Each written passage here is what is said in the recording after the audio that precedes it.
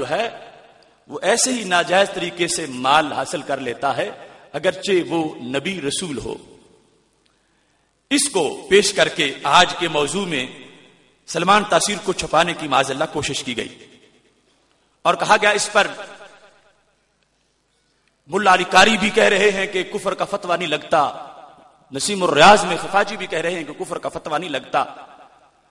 میں نے واضح طور پر کہا کہ references are not quoted honestly, دیانت سے حوالے دیے ہی نہیں گئے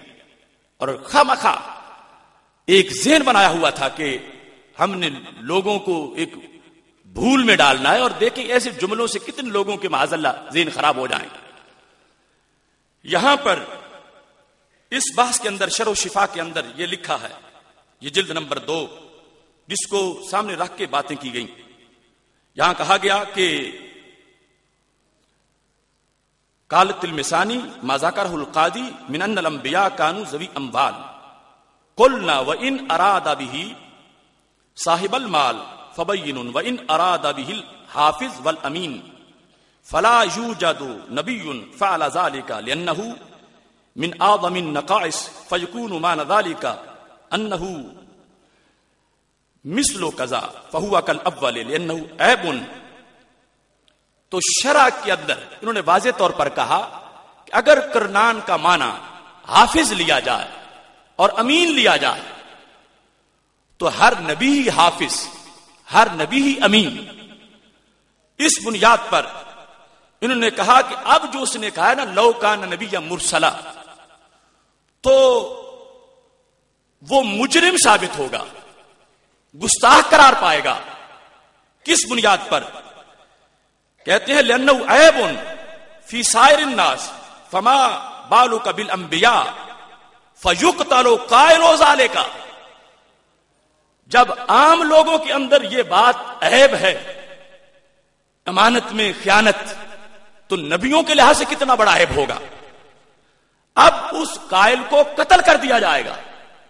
اس معنی کی بنیاد پر اگر یہ معنی سامنے آتا ہے لأنه شبہ الکامل بالناقص، اس واسطے کہ اس نے کامل کو ناقص سے تشبیہ دی.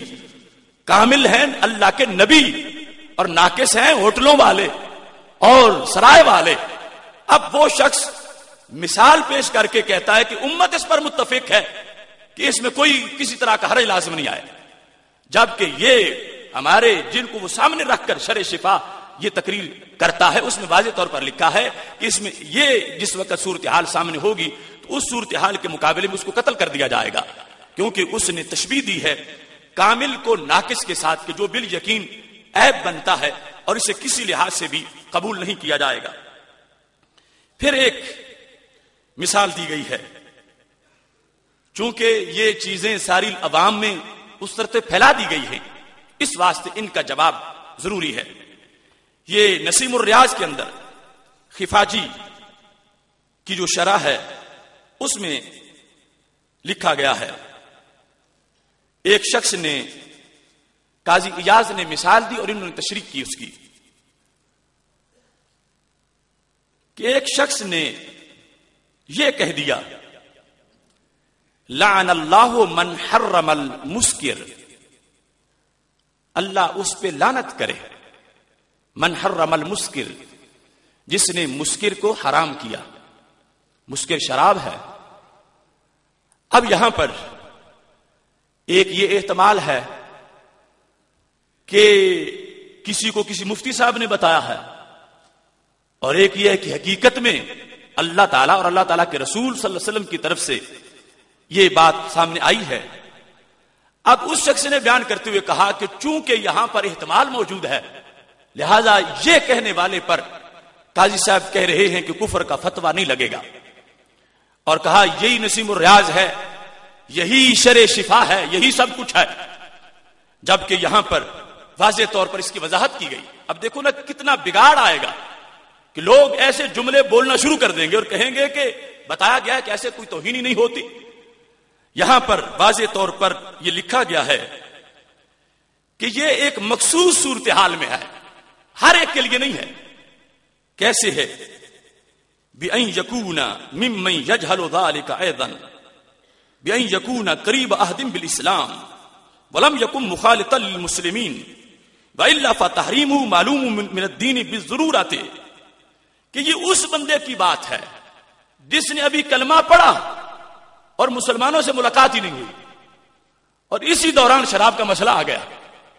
اور وہ جاہل ہے،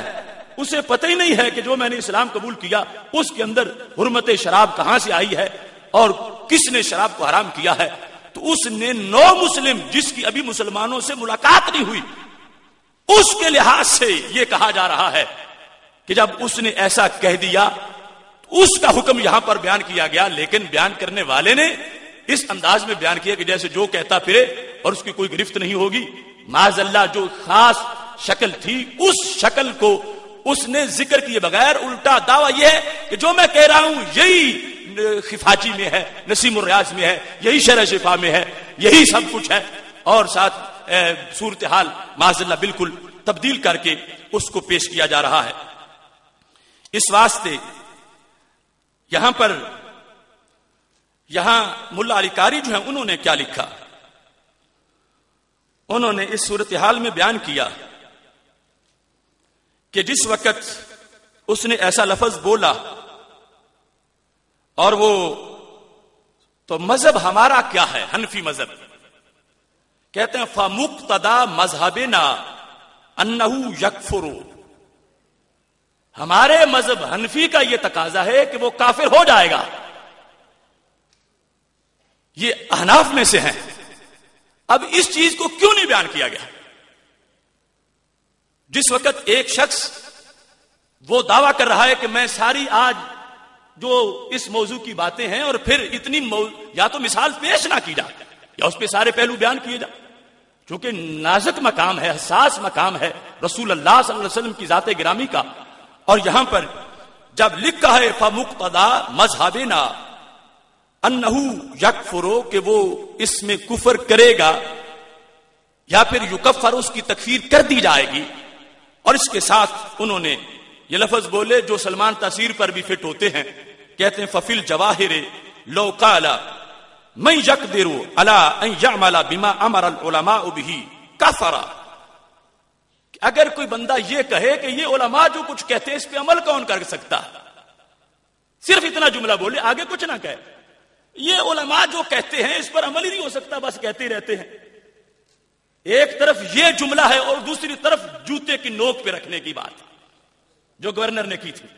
یہ علماء تو فتوے لگاتے رہتے ہیں، کیا ہے ان کا۔ یہاں پر شرح شفا جس کو مخالف کیمپ نے پیش کیا اس میں لکھا کیا ہے کہ اگر کوئی شخص یہ بولے لو قال من یقدر علی ان یعمل بما امر العلماء،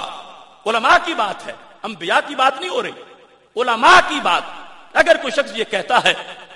کہ معاذ اللہ کون ہے جو قدرت رکھتا ہو اس پہ عمل کرنے کی، جو علماء کہتے ہیں یہ تو کہتے رہتے ہیں، کون کر سکتا ہے عمل، کہتے ہیں کافرہ، وہ کافر ہو جائے گا۔ جس کا حوالہ وہ پیش کر رہے ہیں میں اسی سے بتا رہا، کافرہ کیوں کافر ہوگا،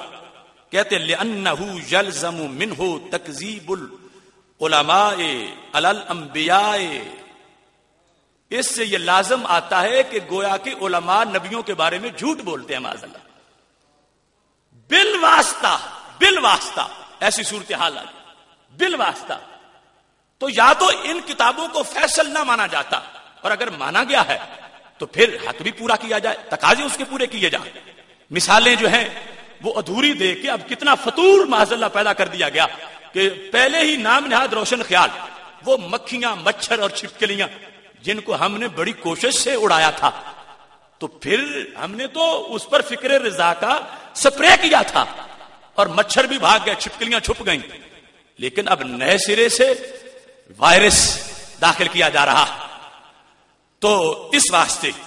یہ مثالیں میں نے آپ کے سامنے رکھ کے میں ذمہ داری کے ساتھ، یہ شیوخ الحدیث پیران طریقت، ہر طرف نور بھرے چہرے، جس کوٹ میں کوئی بلائے گا ہم یہ ثابت کریں گے کہ خیانت کی گئی ہے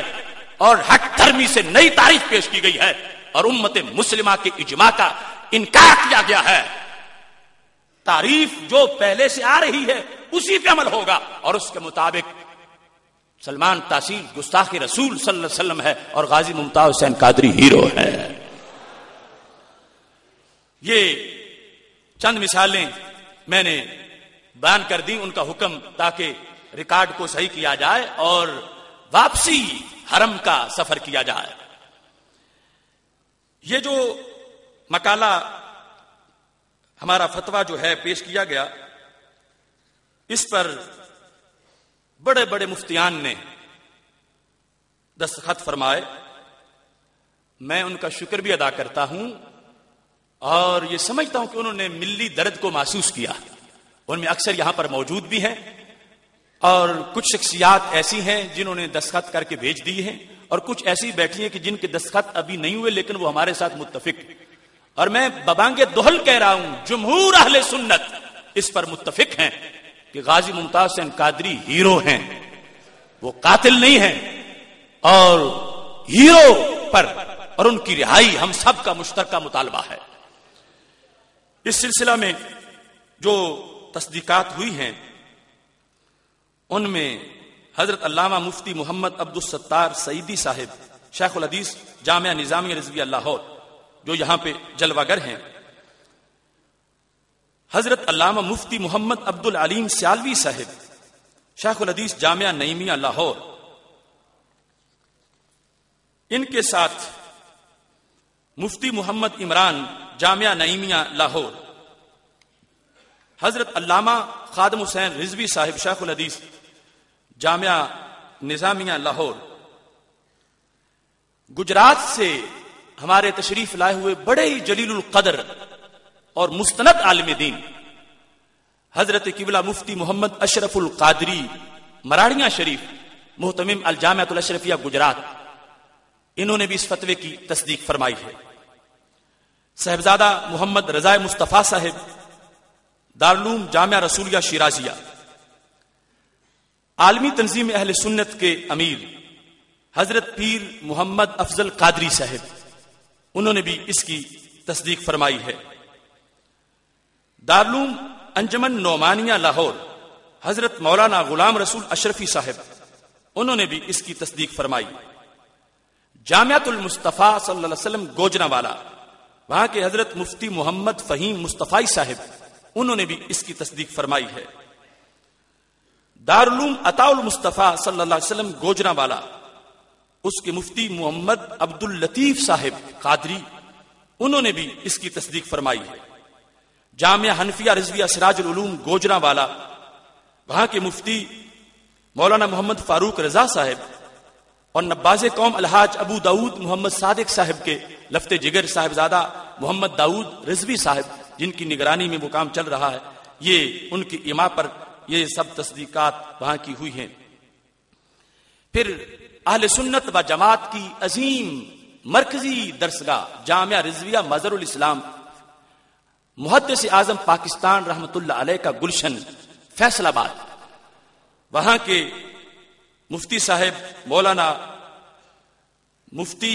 محمد سعید اختر صاحب، عزیز احمد قادری صاحب، یہاں شیخ الحدیث صاحب موجود ہیں، وہاں جامعہ رضویہ فیصل آباد کی تصدیق بھی موجود ہے، اور ساتھ ہی جامعہ قادریہ رضویہ فیصل آباد کے مولانا مفتی غلام رسول قادری صاحب اور عزیز احمد القادری صاحب، ان کی تصدیقات بھی موجود ہیں۔ المدینہ اسلامک یونیورسٹی گوجرانوالا، مفتی محمد شعبان قادری صاحب کی تصدیق۔ جامعہ مدینۃ العلم گوجرانوالا، ہمارے استاد محترم بحر العلوم مولانا محمد نواز کیلانی رحمہ اللہ تعالیٰ کا جو دارالعلوم ہے، جو شیخ الجامعہ ہے سابق جامعہ بکی شریف کے، ان کے لخت جگر صاحبزادہ مفتی محمد خالد محمود صاحب نے اس کی تصدیق کی ہے۔ گوجرانوالا میں دارالعلوم نقشبندیہ امینیہ، وہاں پر مفتی محمد نصرت اللہ صاحب نے اس کی تصدیق فرمائی ہے۔ کراچی دارالعلوم مجددیہ نعیمیہ ملیر کالونی کراچی، مفتی محمد جان نعیمی صاحب زید شرفہ نے تصدیق فرمائی ہے۔ کراچی دارالعلوم انوار القرآن گلشن اقبال کراچی، مفتی محمد اسماعیل قادری صاحب نے تصدیق فرمائی ہے۔ کراچی ادارہ علوم اسلامی گلشن اقبال کراچی، مفتی غلام عباس قادری صاحب نے ہمارے اس فتوے کی تصدیق فرمائی ہے۔ حضرت مولانا امجد علی اعظمی رحمہ اللہ تعالی صاحب بہار شریعت، ان کے لخت جگر